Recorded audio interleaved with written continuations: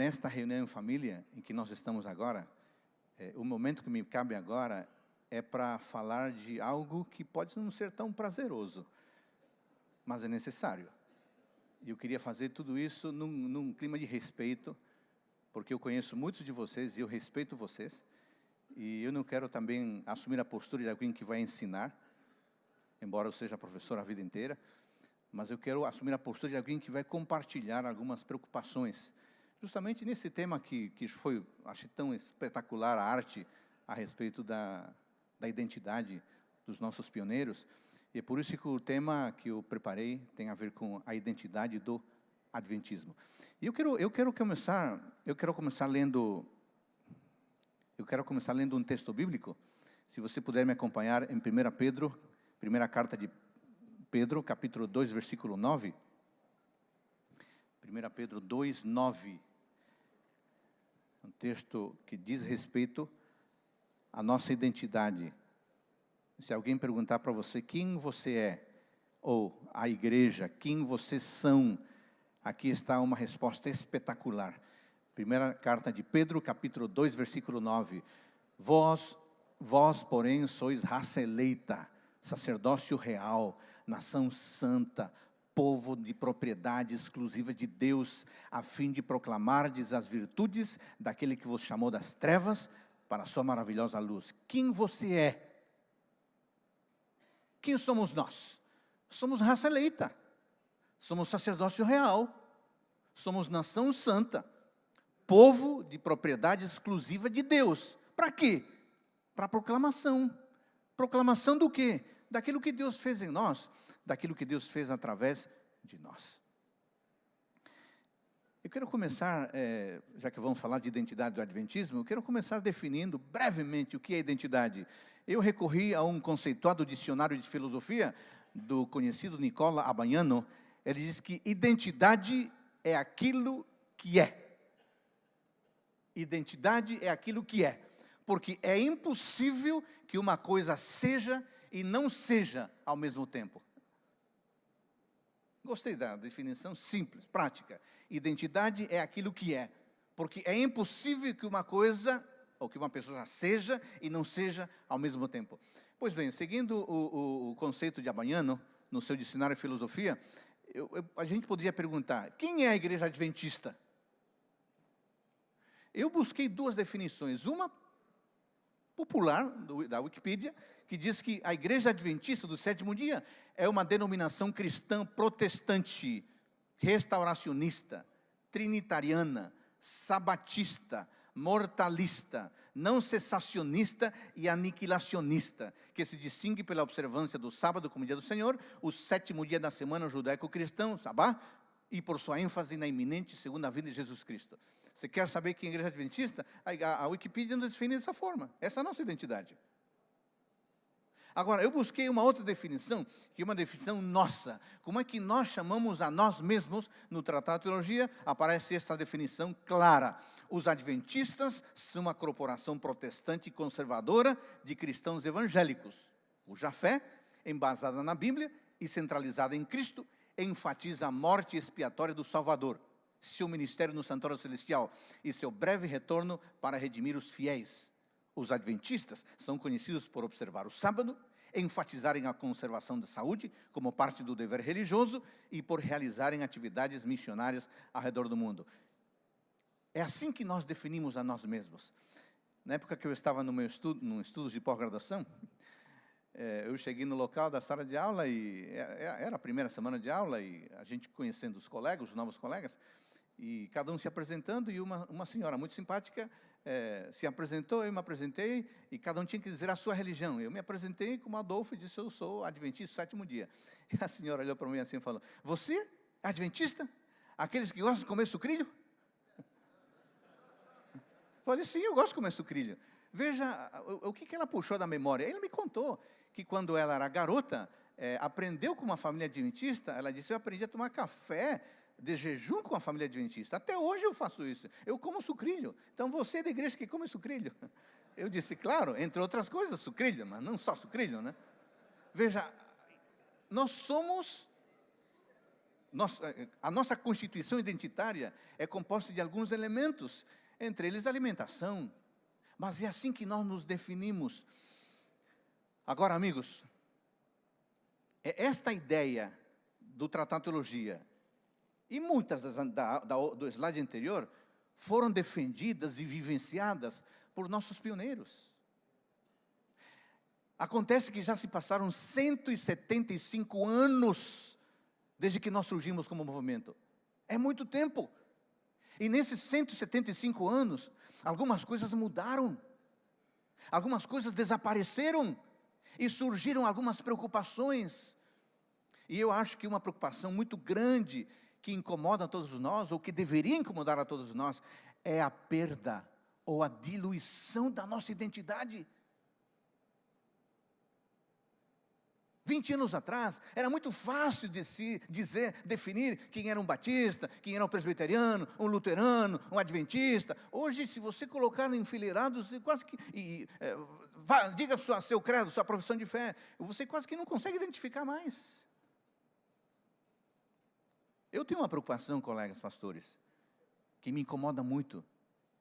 É a perda e a diminuição da nossa identidade em meio a uma cultura que cada vez está mais nos engolindo e nos deixando parecidos a todo mundo.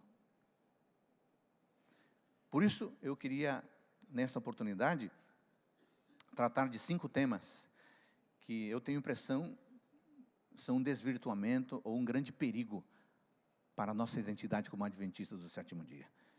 E eu quero começar aqui com o primeiro tema, leitura. Ler e pesquisar, amigos, é um imperativo para pastores, para membros, para todo mundo. A leitura é o meio universal do aprendizado e é o preparo imediato para todo tipo de produção. Ler é essencial. Mas o que me preocupa, e aqui está a primeira preocupação, é o seguinte: livros seculares evangélicos como fundamento da teologia de muitos pastores. É claro, colegas, que nós devemos conhecer literatura, não apenas da adventista. Afinal de contas, nós não somos alienados. Nós vivemos numa cultura, e na cultura em que vivemos há literatura de boa, em várias denominações. Nós não somos alienados, não somos esquisitos. Cada um de nós, eu acho, você também, eu já fiz isso, na sua respectiva área, no seu campo de atuação, nós já lemos, pesquisamos literatura secular ou literatura evangélica. Eu não estou falando disso. Eu estou falando quando a literatura secular evangélica é tomada como referencial da nossa identidade, como fundamento da nossa visão de mundo, e se torna algo tão essencial que essa literatura secular evangélica passa a se manifestar em nossos textos, em nossos artigos, em nossos sermões, em nossas postagens do Instagram, do Facebook. Você vê pastores que postam de todo tipo de autor, menos adventista e muito menos Ellen White. Você já percebeu que a literatura evangélica se tornou referencial da sua teologia? Agora você pergunta: Adolfo, por que isso é problema? Quando a literatura secular e evangélica se torna o nosso pilar, o nosso fundamento, a base do nosso pensamento bíblico, teológico, sabe o que acontece? Isso significa que a Bíblia, isso significa que autores adventistas, isso significa que Ellen White são colocados de lado.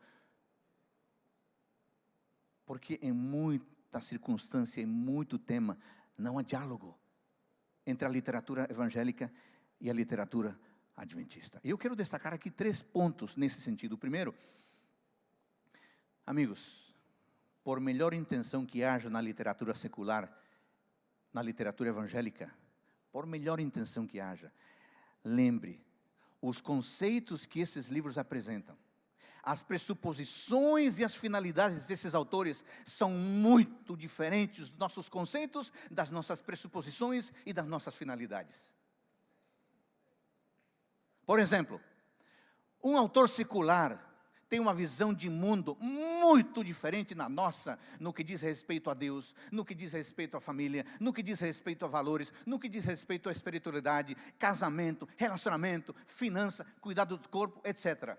Essa visão dele ou dela, em algum momento, vai influenciar o meu modo de pensar e a seguir o meu modo de agir.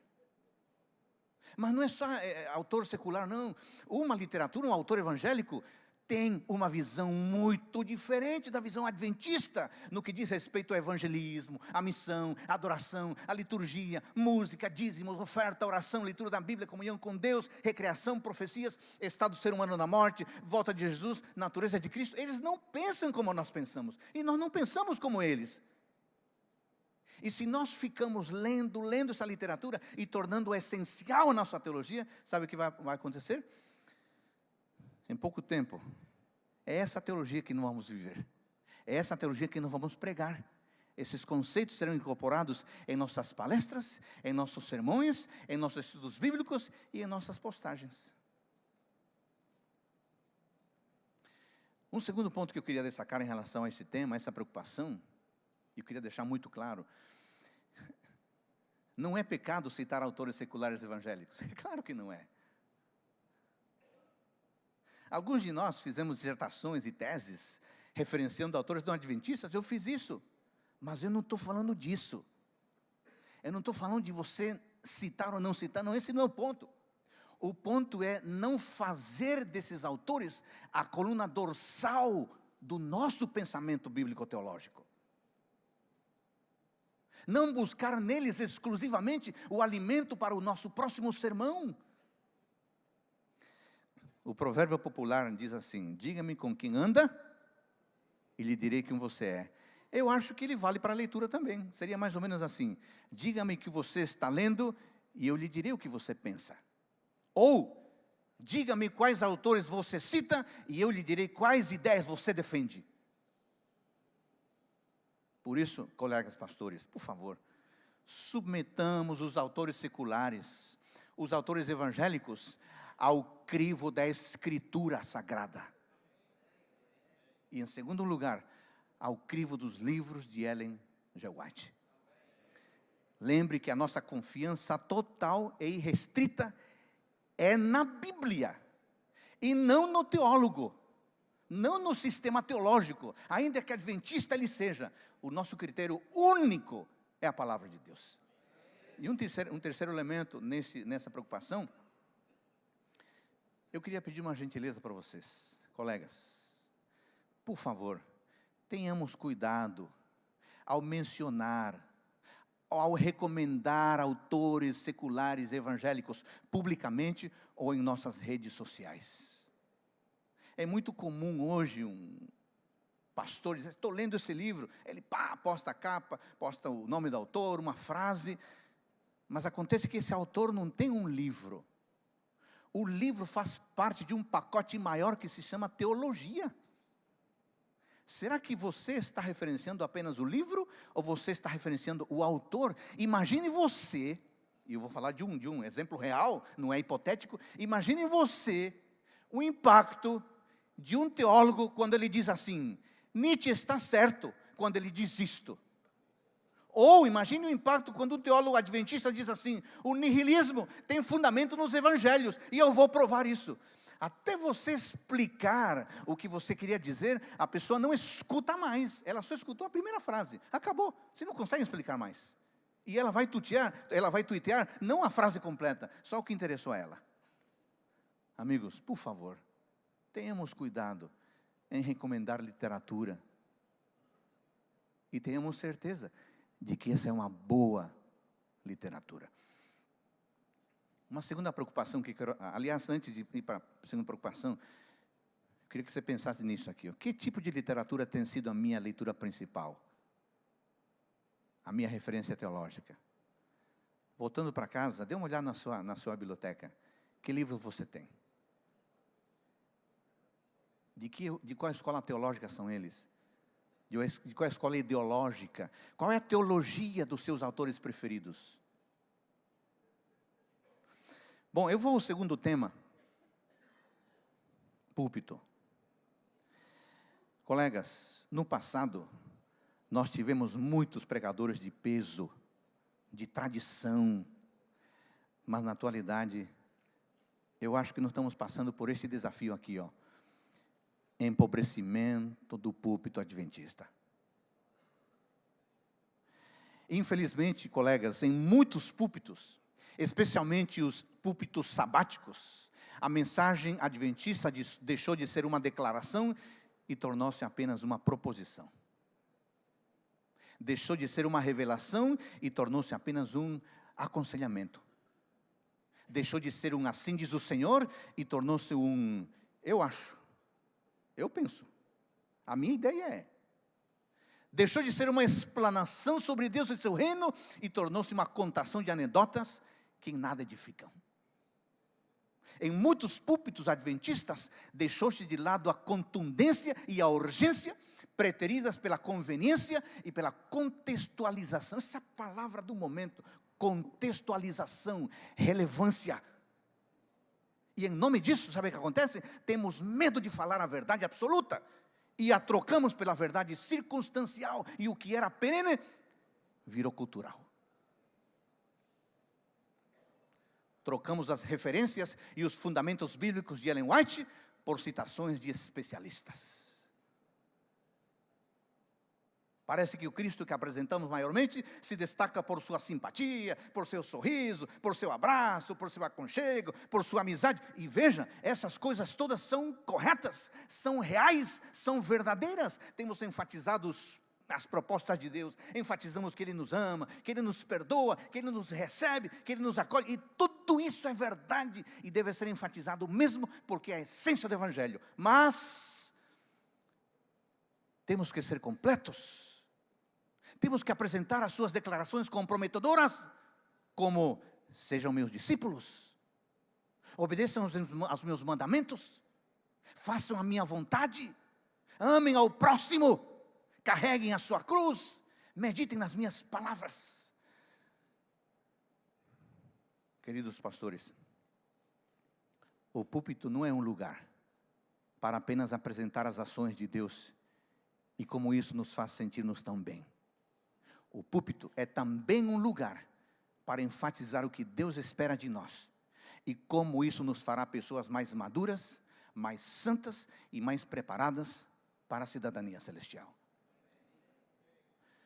Colegas, precisamos revitalizar nossos púlpitos com sermões bíblicos, que sejam cativantes, que sejam tocantes, que sejam interpelativos, resultados de horas de reflexão, de horas de leitura. Precisamos revitalizar nossos púlpitos com sermões que despertem a igreja, que comprometam as pessoas para uma vida diferente e que convidem para a missão. Precisamos revitalizar nossos púlpitos com sermões poderosos, com sermões entusiastas, como os sermões de João Batista.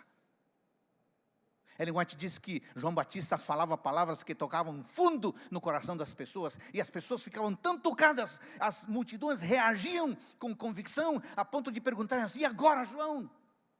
Cremos em tudo o que você falou, mas agora, o que vamos fazer? E João tinha a resposta na ponta da língua: quem tiver 2 túnicas, reparta com quem não tem. Quem tiver alimentos, faça da mesma maneira. Lucas 3, 10 e 11.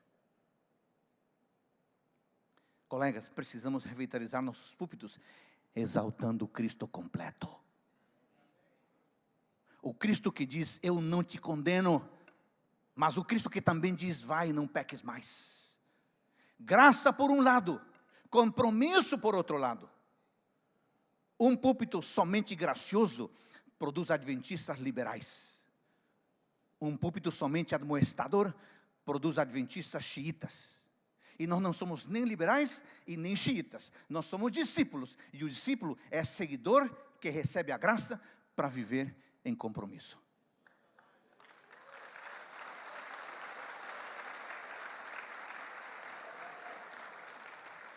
Eu queria que nós pensássemos agora: os meus sermões têm conduzido as pessoas a Deus? Em busca de entrega? Em busca de renovação? Pastor Raimundo, ontem eu ouvi uma frase a respeito do teu irmão. Eu gosto muito do teu irmão, eu gosto de vocês, né? Conheço vocês. Eu convivo um pouco mais com o pastor Luiz, que a gente trabalha perto. Ouvi uma frase sobre ele, a respeito dele, me deixou muito feliz. Pediram para um jovem definir um tal pregador e o pastor Luiz. Sabe o que a pessoa disse? O jovem disse assim, olha, o fulano de tal leva a Bíblia para as pessoas. Já o pastor Luiz leva as pessoas à Bíblia. Esse é o nosso compromisso. Os meus sermões têm apenas informado as pessoas, deixando-as no conforto de sua vida, ou têm provocado as pessoas? Tema número 3, vocábulos.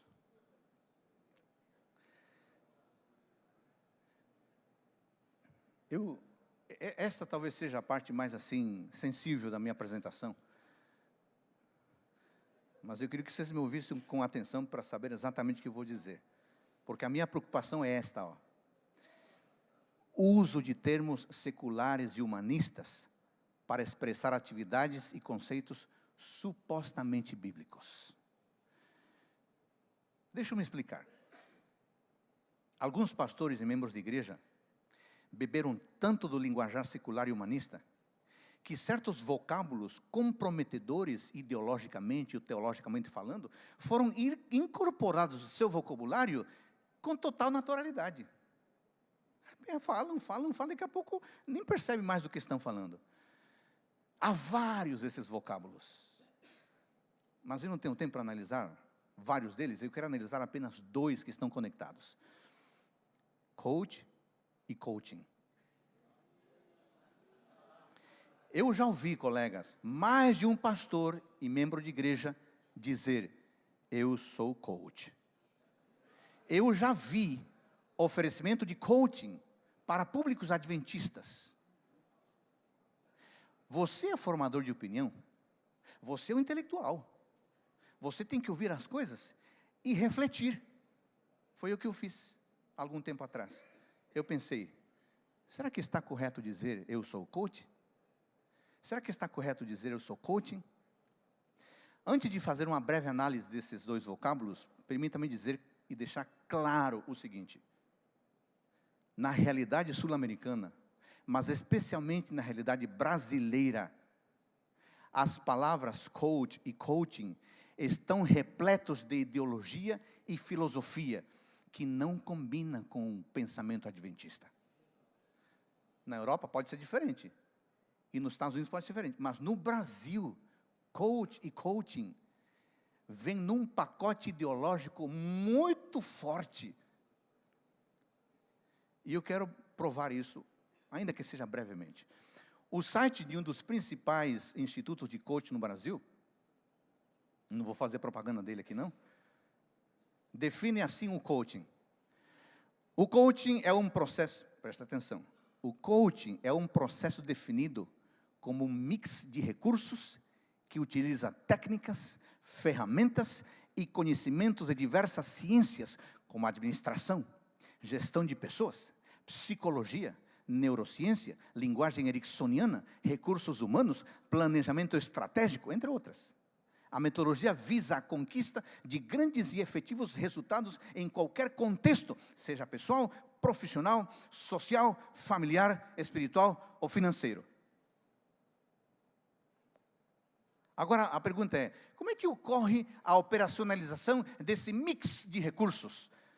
No mesmo site está explicado o seguinte, conduzido de maneira confidencial, o processo de coaching é realizado através de sessões, onde um profissional chamado coach tem a função de estimular e despertar em seu cliente o seu potencial infinito, para que este conquiste tudo o que deseja.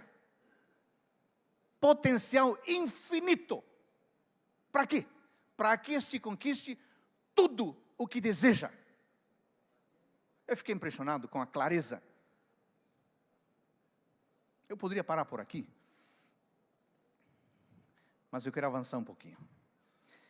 Eu fiquei me perguntando, que tipo de potencial infinito pode haver num ser finito como nós? Eu me perguntei, por que no coaching se fala de... Eu estou falando da realidade brasileira, eu sei que fora pode ser diferente. Por que no coaching no Brasil se fala de potencial infinito? Por quê? Eu não dou conta disso, eu sou finito. Por que eu quero um potencial infinito? Outra pergunta. Em que tipo de filosofia ou de ideologia pode haver conquista de potencial infinito em vidas finitas? Fala para mim, não precisa responder. Fale para a sua mente. Você já sabe o que.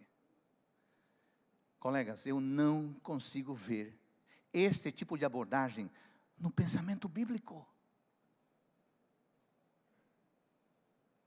Para que este conquiste tudo o que deseja. Gente, será que estamos falando aqui de um tipo de onipotência? Que eu saiba, tudo o que deseja só pode ser conquistado por Deus. Eu não posso ter, não consigo ter tudo o que eu gostaria e nem faz bem. Agora, quando eu coloco em mim, ou em ferramentas, a possibilidade de aplicá-las e conquistar tudo o que desejo, eu lhe pergunto, será que não estaria eu tomando o lugar da onipotência divina, tentando competir com Ele? O Senhor não me dá, mas agora eu tenho técnicas e eu vou conseguir tudo o que eu gostaria. E no final das contas, para que eu preciso de Deus, se eu, Adolfo, posso ter tudo o que eu gostaria? E tem mais um problema ainda. Se eu posso conquistar tudo o que eu desejo, onde entra a vontade de Deus? Onde entra o desígnio de Deus para mim? Se eu posso conquistar tudo o que eu desejo. Aí alguém diz assim, não, Adolfo, mas acontece que eu estou praticando o coaching espiritual. Pois no mesmo site do maior instituto brasileiro de coaching, diz assim, o coaching espiritual não tem ligação com religião, com doutrina e crença, não tem. O coaching espiritual tem como foco proporcionar o equilíbrio entre a paz interior do indivíduo e com o universo em si. Eu não sei o que significa isso, viu? Equilíbrio entre a paz interior do indivíduo e o universo em si. Eu não dou conta de mim mesmo, vou dar conta de ficar em paz com o universo? Aí a definição continua. A metodologia age de dentro para fora, atuando nas questões internas da pessoa e no seu autoconhecimento. Portanto, as palavras não são minhas, são desse instituto mais famoso do Brasil. Portanto, o coaching espiritual auxilia o ser humano a identificar suas crenças e valores, a reconhecer a sua missão e propósito de vida, a acreditar em si mesmo, a ter amor próprio, a superar limites e assim deixar um legado positivo, seja em âmbito pessoal ou profissional. Gente, eu não sou ingênuo. A minha esposa é da área de psicologia também, doutora. A minha esposa, durante muitos anos, pesquisa o tema da motivação, que é um dos temas mais frequentes, por exemplo, na psicologia educacional. Eu sei, é claro que eu sei, eu não sou ingênuo, não sou tonto de achar que agora eu sou contra essa arte de motivar as pessoas para que se superem. Claro, isso é necessário. Eu não estou falando disso. Eu estou falando de técnicas que colocam no indivíduo, só nele, a capacidade de superação, a tal ponto que ele não precisa de mais nada, nem de Deus, porque nele está a força. Você é o campeão, diz o livro, você é a alma do negócio, você pode, você consegue.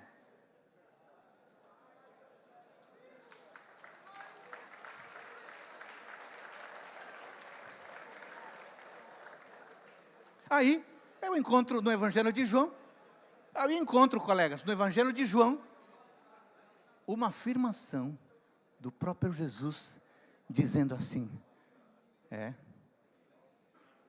ele diz assim, Jesus diz assim, eu não posso fazer nada de mim mesmo, senão pelo Pai. Por que cargas d'água eu seria capaz de dizer que eu posso, se o próprio Jesus, que é Deus, não pode nada nele, a não ser pelo Pai? Vocês estão vendo a falácia? Não estão falando de motivação. A motivação intrínseca, extrínseca, são necessárias, eu não estou falando disso. Eu estou falando de colocar no ser humano a responsabilidade plena pelo seu sucesso. Amigos, pastores, na realidade brasileira, coaching é algo perigoso. não combina com cristianismo bíblico, não combina com adventismo. Eu tomei, obviamente, o coaching apenas como um exemplo. Há outros exemplos, há outros vocábulos. E o nosso ponto aqui é uso de termos seculares e humanistas para expressar atividades e conceitos supostamente bíblicos. Há outros, mas o tempo não permite analisar esses termos. Eu deixo que vocês façam isso, vocês são inteligentes. Resumindo, termos seculares e humanistas, por mais legitimados, por mais usados que possam ser, nem sempre estão de acordo com a compreensão bíblica. Por isso, precisamos ter muito cuidado para sair por aí dizendo: eu sou coach, eu pratico coaching adventista. Não há consonância disso com o pensamento bíblico. Tenho sido bíblico em todos os meus ensinos, em meus projetos, em minhas atividades? Ou eu tenho propagado ideias seculares e humanistas porque elas encantam mais as pessoas? Penúltimo, eu quero tratar do tema da verdade. Nós, adventistas, temos o desafio de lidar com a verdade, apresentar a verdade. Nesse sentido, colegas, eu acho que nós temos um desafio que cresce a cada dia. E o desafio é esse aqui, ó: supervalorização de diversas fontes para a comunicação da verdade. No passado, as nossas pregações e a exposição de temas bíblicos eram fortemente fundamentados na Bíblia, nos clássicos dos pioneiros e nos escritos de Ellen White. Hoje vemos que o achismo se tornou uma referência muito importante. Em tempos de internet, de redes sociais, qualquer pessoa tem uma opinião sobre qualquer tema. Muitos pastores obreiros hoje se tornaram a voz, entre aspas, oficial autorizada da igreja. E as pessoas definem a sua posição pela posição do fulano, porque ele faz vídeo a cada dia. E sobre cada tema ele se posiciona.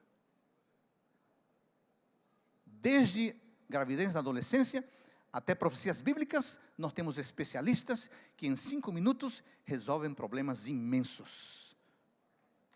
E eu acho que esse é um problema sério, porque em muitos casos, essas opiniões pessoais estão carregadas de graves erros teológicos, mas que são entendidos pelas pessoas como posturas oficiais da igreja. Em muitas ocasiões, colegas, nós vemos pastores e membros de igreja fundamentando, por outro lado, suas ideias exclusivamente na filosofia, na sociologia, na antropologia, na pedagogia, em lugar da Bíblia e teologia. Eu não estou falando mal dessa ciência, por favor. Eu sou pedagogo de formação também, a minha esposa é psicóloga. Eu não estou falando disso. Eu muitas vezes uso as ferramentas das ciências humanas, porque eu acho que são muito úteis e muito necessárias. Eu não estou falando disso. Eu estou falando de buscar nas diversas ciências as respostas que na verdade deveriam estar na palavra de Deus. É disso que estou falando. Isso implica que não devemos permitir que a cultura e o conhecimento humano moldem as nossas crenças. Não devemos permitir que os estudos acadêmicos formatem os nossos conceitos e as nossas práticas eclesiásticas. Eu fico preocupado quando eu vejo pastores aprendendo o crescimento de igreja com gente da área da administração. Eu respeito a administração, como respeito qualquer área, mas o tema eclesiástico deve ser aprendido dentro dos limites da área eclesiástica. Claro, aprendendo com as outras ciências, mas tomando a palavra de Deus como a diretriz principal. Não devemos entronizar os especialistas. Devemos sim entronizar a Escritura como a referência definitiva de nossas crenças e práticas. Colegas pastores, eu quero deixar claro aqui, eu não sou contra os títulos acadêmicos, eu não sou contra as produções acadêmicas, claro que não, eu sou um acadêmico. Eu fui professor, sou professor a vida inteira, tenho vários livros escritos, não estou falando disso. Eu estou dizendo que em tempos de universidade e em tempos de titulações acadêmicas, os nossos sermões, palestras e estudos bíblicos devem ser balizados por um assim diz o Senhor, e não por um assim diz o doutor.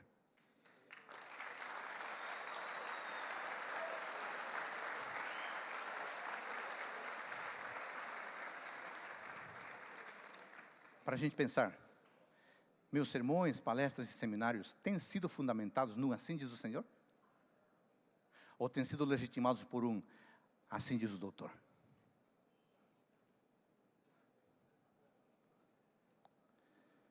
E eu vou para o último tema, que é a eclesiologia. De acordo com o listo Cremos, a igreja é a comunidade de crentes que confessam a Jesus Cristo como Senhor e Salvador.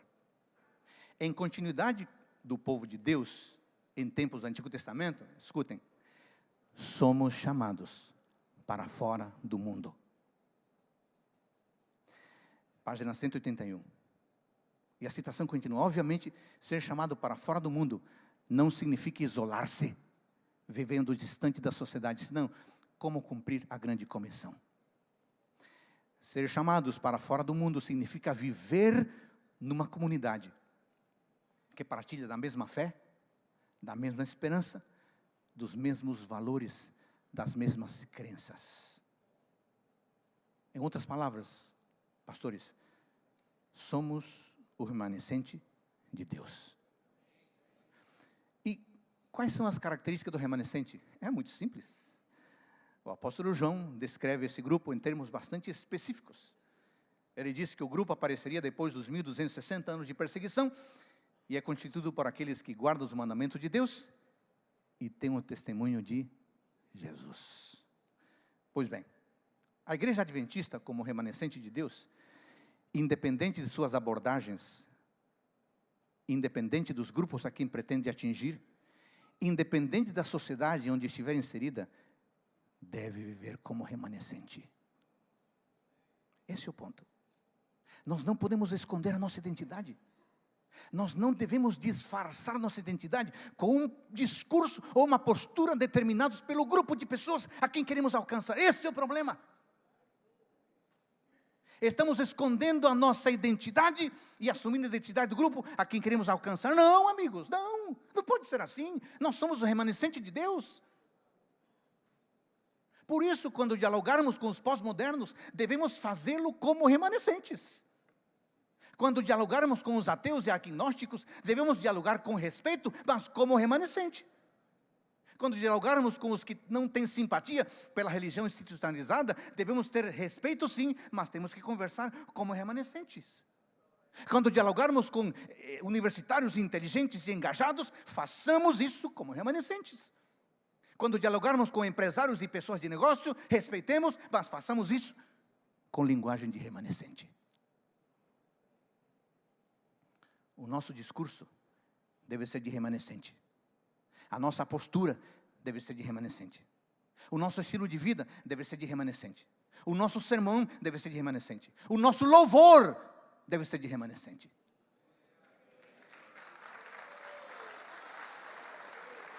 Nesse sentido, eu tenho uma preocupação, que é o surgimento de grupos, movimentos, comunidades ou igrejas, adotando elementos seculares como ferramenta de evangelismo.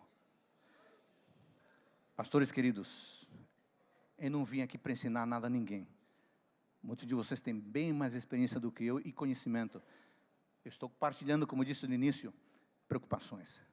Mas eu vejo que surgem grupos na igreja adventista que querem um tratamento diferente, sob o argumento de que querem alcançar grupos diferentes. E propõem estratégias tão diferentes, que não se configuram mais como adventistas e muito menos como remanescentes.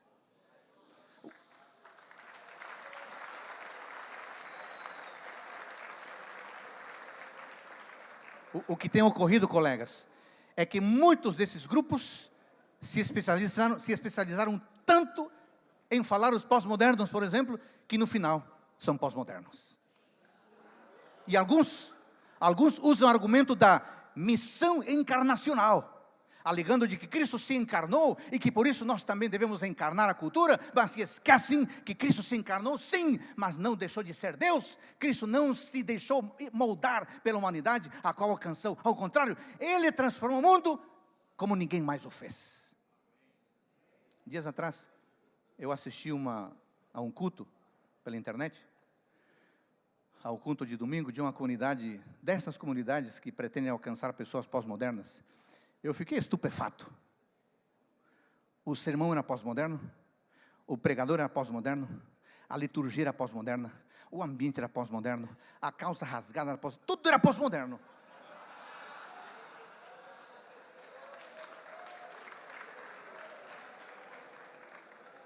Até o barril de 200 litros de gasolina lá, velho, fora pintado, agora era púlpito. Amigos, deixa eu perguntar para vocês. Eu vou perguntar assim, honestamente. Será que realmente precisamos de igrejas diferentes para grupos específicos? Ou será que o que precisamos, na verdade, é revitalizar a igreja normal, para que alcance, acolha, receba e evangelize os pós-modernos? Será que o grande evangelista Paulo ainda serve de referência? Que eu saiba, ele não criou uma igreja específica para grupos diferenciados. Ele sim preparou a igreja normal para evangelizar os diferentes.